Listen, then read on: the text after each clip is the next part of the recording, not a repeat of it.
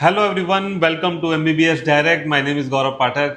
आज के इस वीडियो में हम बात करेंगे कि इस समय अगर आप एमबीबीएस अब्रॉड के लिए अप्लाई करना चाहते हैं, समय मतलब कि सितंबर 2024 में अगर आप सोच रहे हैं कि किसी फॉरेन मेडिकल यूनिवर्सिटी में आपको एडमिशन मिल जाए, तो कौन कौन से ऑप्शंस आपके पास हैं, तो उसके लिए मैं आपको बता देता हूँ। तो बहुत सी यूनिवर्सिटीज़ तो पहले क्लोज हो चुकी हैं। सबसे ज़्यादा स्टूडेंट्स रशियन यूनिवर्सिटी में जा रहे हैं और रशिया की ऑलमोस्ट सभी यूनिवर्सिटी फुल हैं। बट होता क्या है कि कभी कहीं कोई सीट खाली हो जाती है, जैसे किसी स्टूडेंट ने अपनी एप्लीकेशन विड्रॉल कर ली। क्यों? हो सकता है उसको इंडिया में कॉलेज मिल गया हो, या हो सकता है नीट में फेल हो गया हो, या हो सकता है उसका विचार बदल गया हो। तो ऐसी सीट्स पे आपको एडमिशन मिल जाते हैं कभी कभी। तो उन्हीं में से मैं आपको बता देता हूँ कि Volgograd state medical university A+++ rating वाली यूनिवर्सिटी है। ये बहुत अच्छी यूनिवर्सिटी, इसमें आपको कुछ सीट्स अवेलेबल मिलेंगी अभी। अगर आप चाहें तो यहाँ पर रिसर्च कर लीजिए और उसके बाद यहाँ पर आप अप्लाई कर सकते हैं। सेकंड, आपको अगर लो कॉस्ट में देख रहे हैं तो उलियानोव्स्क स्टेट यूनिवर्सिटी में कुछ सीट्स आपको ओपन मिलेंगी, वहाँ पर आप अप्लाई कर सकते हैं। और एक बहुत अच्छा option Tambov state university, 100 year old university है, यहाँ पर आप अप्लाई कर सकते हैं। तो ये कुछ यूनिवर्सिटीज़ हैं रशियन यूनिवर्सिटी जहां पर आपको एडमिशन मिल जाएंगे, और बहुत अच्छी यूनिवर्सिटीज में ये अपॉर्चुनिटी है। इसके अलावा कुर्स्क स्टेट मेडिकल यूनिवर्सिटी में आपको 3 से 4 सीट मिलेंगी, तो अगर आप वहां अप्लाई करना चाहें तो वहां पर अप्लाई कर सकते हैं। इसके अलावा अल्ताई स्टेट मेडिकल यूनिवर्सिटी, यहाँ पर भी आपको कुछ सीट्स मिलती हैं। तो अब आप समझिए कि एडमिशन तो क्लोज हो चुके हैं। नीट का रिजल्ट आए बहुत टाइम हो गया, लोग तो 6 महीने 8 महीने पहले से अप्लाई कर देते हैं, और उसके बाद में नीट का रिजल्ट आया, फिर उसके बाद में काउंसलिंग अब स्टार्ट हो गई, बीच में एनडीए का इतना सब कुछ हुआ। अब जाके ये समझ लीजिए कि हर जगह एडमिशन ऑलमोस्ट क्लोज्ड है। सेशन स्टार्ट होने वाला है, कहीं कहीं तो स्टार्ट हो भी चुका है। और इसके अलावा इंडिया में अब जो काउंसलिंग चल रही है, उसके बाद में जो स्टूडेंट्स इंडिया में कॉलेज नहीं ले पाएंगे, काउंसलिंग में गए और कोई कॉलेज नहीं मिला, या ऐसा कॉलेज मिला जो कि आपके लिए अफोर्डेबल नहीं है, या ऐसा कॉलेज मिला जिसमें आप जाना नहीं चाहते, लो रेटेड कोई गवर्नमेंट मेडिकल कॉलेज मिल गया, या कोई हाई फीस वाला प्राइवेट मेडिकल कॉलेज मिल गया, तो ऐसी सिचुएशन में आप 1 साल वेस्ट ना करें, तो आप फॉरेन मेडिकल यूनिवर्सिटी में अप्लाई कर सकते हैं। अब इसके अलावा जो लोग रशिया नहीं जाना चाहते, उनके लिए बहुत अच्छा ऑप्शन है किर्गिज रशियन स्लाविक यूनिवर्सिटी का। ये यूनिवर्सिटी किर्गिस्तान में है, बिश्केक में है। आप पढ़ाई यहाँ से करेंगे, 2 डिग्री आपको मिलती है, किर्गिज सरकार देती है और एक देती है रशियन गवर्नमेंट। तो डुअल डिग्री मिलती है। बहुत अच्छी यूनिवर्सिटी है, किर्गिस्तान की टॉप रेटेड है, और इंडिया के नियर बाई लोकेशन है, मतलब कि बिश्केक तो इंडिया के काफ़ी पास हो जाता है अगर आप मैप में देखें तो। और वैसे भी बहुत से स्टूडेंट्स किर्गिस्तान में स्टडी कर रहे हैं इंडिया के, तो यहाँ पर आप जा सकते हैं, ये आपके लिए बहुत अच्छा ऑप्शन है। इसके अलावा अगर आप कजाकिस्तान जाना चाहते हैं, तो कजाकिस्तान में भी आपको अभी कुछ ऑप्शंस मिलेंगे, कजाक नेशनल मेडिकल यूनिवर्सिटी और अल फराबी यूनिवर्सिटी में। तो ये तो हो गया एमबीबीएस अब्रॉड में अभी जहाँ बची खुची सीट्स हैं कुछ, तो वो मैंने आपको बता दी कि कहाँ पर आप जा सकते हैं। अगर ओवरऑल देखेंगे तो रेटिंग के हिसाब से, मेरे कहने की अगर आप बात माने, तो आप वोल्गोग्राद स्टेट मेडिकल यूनिवर्सिटी इसको फर्स्ट चॉइस पर रख सकते हैं। ताम्बोव स्टेट मेडिकल यूनिवर्सिटी में आप अप्लाई कर सकते हैं। ये दोनों बहुत अच्छी यूनिवर्सिटी हैं और आपको अभी यहाँ पर एडमिशन मिल जाएगा। चाइना में भी बहुत ज़्यादा इंडियन स्टूडेंट्स एडमिशन ले रहे हैं। चाइनीज मेडिकल यूनिवर्सिटीज वर्ल्ड की टॉप 100 में आने वाली यूनिवर्सिटी हैं। कहीं कहीं तो ये वर्ल्ड की टॉप 200 300 में तो आपको सारी ही यूनिवर्सिटी मिल जाएंगी। मेडिकल यूनिवर्सिटीज़ की बात कर रहा हूँ। बहुत ही टॉप क्लास एजुकेशन होती है, हेल्थ केयर का सिस्टम बहुत अच्छा है, और जो भी स्टूडेंट्स वहाँ पढ़ने जाते हैं वो लोग बहुत अच्छा फीडबैक देते हैं। China is one of the safest country in the world, तो वहाँ पर आप जा सकते हैं। और चाइनीज यूनिवर्सिटीज में अभी तकरीबन 10,000 से ज़्यादा इंडियन स्टूडेंट्स ऑलरेडी स्टडी कर रहे हैं। अब चाइना की यूनिवर्सिटीज़ की जब मैं बात करूं, तो आप रिसर्च कर लेना, पॉइंट मैं आपको बता देता हूं, वो नोट डाउन कर लेना, यूनिवर्सिटीज़ के नाम नोट डाउन कर लेना और अपने हिसाब से रिसर्च करना और फिर देखना। और मैं आपको फिर बताऊंगा कि एडमिशन कब ओपन होते हैं और क्या प्रोसीजर है उसका।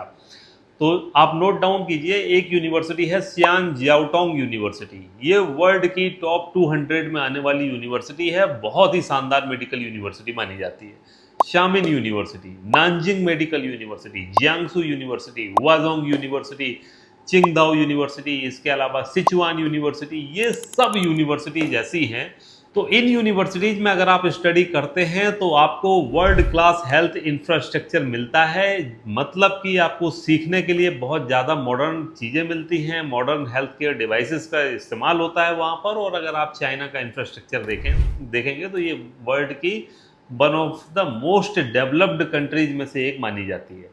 तो ये तो हो गई चाइनीज मेडिकल यूनिवर्सिटी। अब एडमिशन मिलना उतना आसान नहीं होता है। अगर आप चाइना की किसी भी मेडिकल यूनिवर्सिटी में स्टडी करना चाहते हैं तो मिनिमम आपके 65% पीसीबी में स्कोर होना चाहिए। 2 साल से ज़्यादा का गैप नहीं होना चाहिए। 1 साल का गैप है तो ज़्यादा एक्सेप्टेंस के चांसेस होते हैं। पहली चीज़ तो ये कि 1 साल का गैप हो बहुत अच्छा, 2 साल का गैप है फिर भी आपको एडमिशन मिलने के चांसेस हैं। 2 से ज़्यादा साल का गैप है मतलब कि 3 ईयर्स का ड्रॉप ले लिया फिर चाइनीज यूनिवर्सिटीज़ में एडमिशन आपको मिलेगा नहीं। तो एक तो ये चीज़ हो गई कि गैप का ध्यान रखिएगा। दूसरा 65% बेसिक मिनिमम क्राइटेरिया है कि 65% आपके मार्क्स होने चाहिए पीसीबी में। अब 65% का मार्क्स हो, अब उसके बाद में अगर आप नीट का स्कोर देखेंगे तो इसमें भी आपके मिनिमम 200 मार्क्स होने चाहिए, 200 तो कम से कम। अब क्राइटेरिया कैसा होता है, जैसे कि नानजिंग मेडिकल यूनिवर्सिटी, यहाँ पर आपको 70% से ज़्यादा पीसीबी का स्कोर चाहिए और 300 से ऊपर का नीट स्कोर चाहिए। सियान जियाओटोंग यूनिवर्सिटी 75% से ऊपर पीसीबी और इसके अलावा नीट का स्कोर 250 से प्लस। तो इस तरह से हर यूनिवर्सिटी का क्राइटेरिया वेरी करता है और नीट स्कोर के आधार पर ही चाइनीज मेडिकल यूनिवर्सिटीज में इंडियंस को एडमिशन मिलता है। तो जितना अच्छा नीट स्कोर है उतना आपको एडमिशन मिलने के चांसेस ज़्यादा होंगे। अब इसके अलावा जो प्रोग्राम की बात करें तो 5 ईयर का एमबीबीएस का प्रोग्राम होता है प्लस 1 ईयर की इंटर्नशिप होती है। जैसा एनएमसी बोलती है बिल्कुल वैसे ही होता है। डिग्री एमबीबीएस की ही मिलती है, प्लस 1 ईयर की इंटर्नशिप करेंगे सेपरेट, उसका सर्टिफिकेट मिलेगा। उसके बाद में आप चाइना में लाइसेंस लेने के लिए एलिजिबल हो जाते हैं। तो वहाँ आप लाइसेंसिंग एग्जाम को क्रैक कीजिए और बहुत से इंडियन स्टूडेंट्स वहाँ पर चाइना के अंदर लाइसेंसिंग एग्जाम को पास करके वहाँ पर प्रैक्टिशनर बन चुके हैं। मतलब कि वहाँ प्रैक्टिस भी करते हैं। कुछ लोग तो ऐसे हैं जो वहाँ का भी लाइसेंस रखते हैं, इंडिया का भी लाइसेंस रखते हैं। तो एक तो ये चीज़ हो गई कि एनएमसी की गाइडलाइंस को एज इट इज़ माना जाता है, जो भी गाइडलाइंस हैं वो। अब इसके अलावा मैं आपको बता दूं कि यूनिवर्सिटीज़ में एडमिशन 1 साल पहले से ही स्टार्ट हो जाता है। मतलब अभी सितंबर 2024 में 2025 बैच के एडमिशन स्टार्ट हो चुके हैं। अब यूनिवर्सिटीज़ के अंदर मैं आपको सीट बता दूं, नानजिंग मेडिकल यूनिवर्सिटी में 25, सियान जियाओटोंग में 35, किसी यूनिवर्सिटी में 40, किसी में 20, किसी में 10, ये सीट्स होती हैं।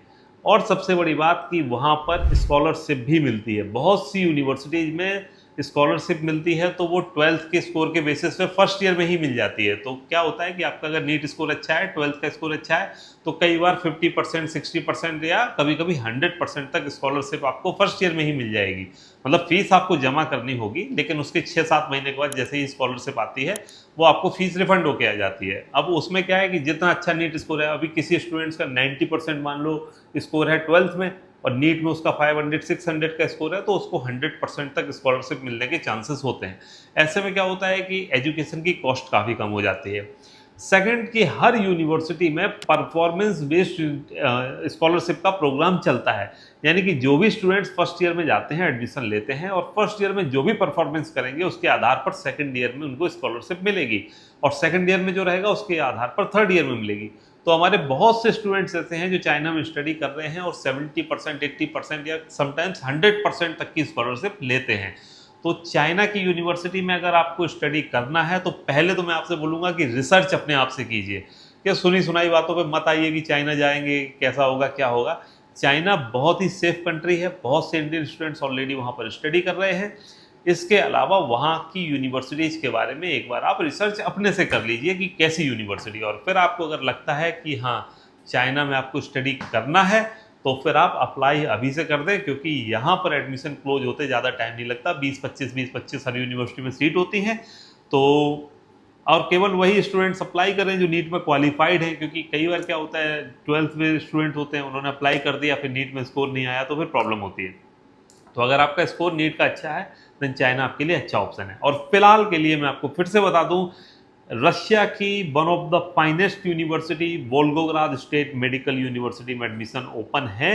10 से कम सीट अवेलेबल है, वो भी रीओपन्ड सीट है, मतलब कि एडमिशन क्लोज हो गए, फिर किसी ने विड्रॉल कर लिया तो सीट वहाँ पर अवेलेबल हो गई। ऐसे ही तांबोव स्टेट यूनिवर्सिटी में, यहाँ दोनों जगह आपको एडमिशन मिल रहे हैं। ये दोनों ही बहुत ही शानदार मेडिकल यूनिवर्सिटी हैं। और कुछ भी आपको जानकारी चाहिए इन सभी यूनिवर्सिटीज़ के बारे में, या कुछ और आपको जानना है कि कब अप्लाई करें, कैसे अप्लाई करें, तो आप इस नंबर पर कॉल कर सकते हैं, हमसे कनेक्ट हो सकते हैं।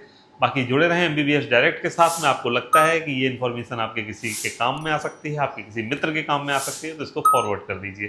Thank you very much.